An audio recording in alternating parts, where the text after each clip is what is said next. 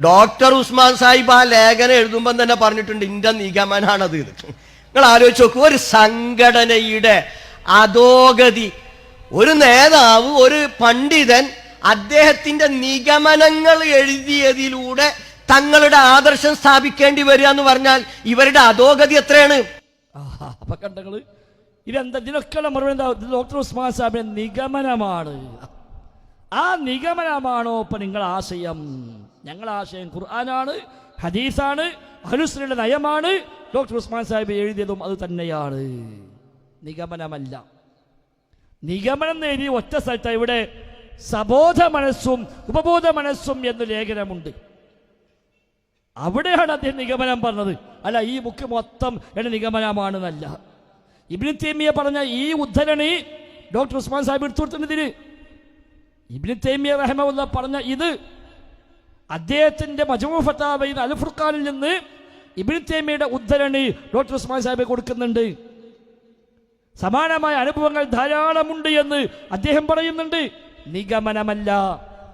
ആയത്തും ഹദീസും വെച്ചു, പണ്ഡിതന്മാരുടെ ഉദ്ധരണി വെച്ചു, സ്വന്തം അനുഭവങ്ങൾ വെച്ചു, എന്നിട്ട് ഉസ്മാൻ സാഹിബ് സ്ഥാപിച്ചത്.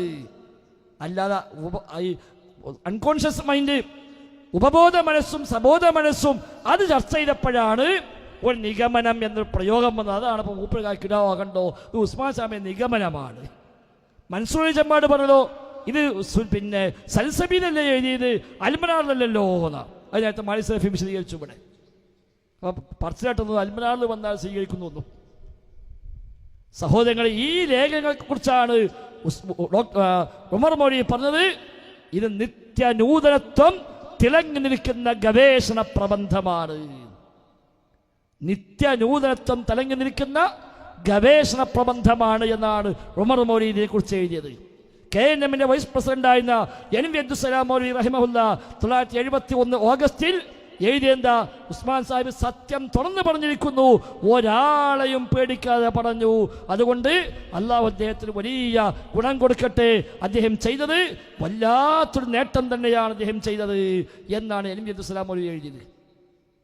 സൽസബീൽ ലേഖനം മാത്രമല്ല, അത് സൽസബീലിന്റെ സ്പെഷ്യൽ പതിപ്പാക്കി ഇറക്കുകയും 1992 ഡിസംബറിലെ പാലക്കാട് നടന്ന മുജാഹിദ് സമ്മേളനത്തിന് അത് വ്യാപകമായി വിതരണം ചെയ്യുകയും ചെയ്തു. എന്നിട്ട് ഇപ്പം അവസാനം കണ്ടെത്തി അത് നിഗമനമാണ്. അപ്പം നിഗമനമാണോ സ്പെഷ്യൽ പതിപ്പായത്? നിഗമനത്തെയാണോ NV അബ്ദുസ്സലാം മൗലവി ഇത്രയേറെ പ്രശംസിച്ചത്? നിഗമനത്തെയാണോ ഉമർ മൗലവി ഗവേഷണ പ്രബന്ധം എഴുതിയത്? ഇതെന്തായോ വേറൊന്നും പറയാൻ കഴിയില്ല, വേറൊന്നും പറയാൻ കഴിയില്ല.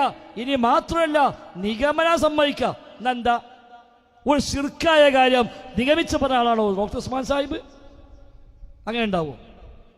എൻ്റെയും മാലിക് സലഫിൻ്റെയും അലിമദിൻ്റെയും ഒക്കെ ആ നിലവാരം അതിനപ്പുറം ഉസ്മാൻ സാഹിബിനുണ്ടല്ലോ. ഒരു ശിർക്കായ കാര്യം മൂപ്പർ നിഗമിച്ച് പറയാം. എന്നിട്ട് അത് സൽസബീൽ ലേഖനമായി വരിക, അത് ഉമർ മൗലവി പ്രശംസിക്കുക, അത് NV അബ്ദുസ്സലാം മൗലവി പ്രശംസിക്കുക, അത് സ്പെഷ്യൽ പതിപ്പാക്കുക, അത് മുജാഹിദ് സമ്മേളനത്തിൽ വിതരണം ചെയ്യുക. എന്നിട്ട് 50 കൊല്ലം ഇവിടെ നിലക്കുക. 1970 എന്നിട്ട് ഇപ്പം പറയാ അത് നിഗമനാണ്. അപ്പൊ ശിർക്കായ സംഗതിയാണോ ഉസ്മാൻ സാഹിബ് നിഗമനം നടത്തിയത്? എന്താണ് അലി മദനി പറയുന്നതും വേണ്ടേ ഒന്ന് ആലോചിക്കുക. അതുകൊണ്ട് സഹോദരങ്ങളെ, ഇത് നിഗമനമല്ല, ഇത് അഹ്ലുസുന്നയുടെ നയമാണ്.